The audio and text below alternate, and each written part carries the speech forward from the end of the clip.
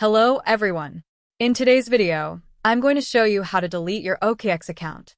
If you want to permanently close your account, I'll guide you through the process step by step. First, open the OKX app and tap on Exchange at the top right. Then, tap on the three dots menu icon and select your profile in the top right corner.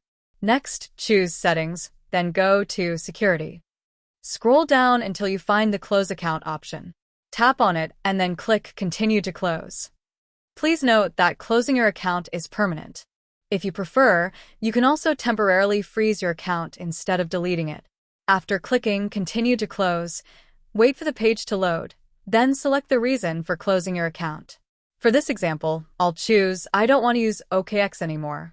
Click Continue, and proceed by confirming your understanding of the terms by clicking I understand multiple times as the prompts appear. Finally, you'll be asked to verify your identity either by entering your account password or using a verification code sent to your email. Since I don't want to delete my account, I will stop here, but you can continue from this point if you wish. If you found this video helpful, please like the video and subscribe to the channel.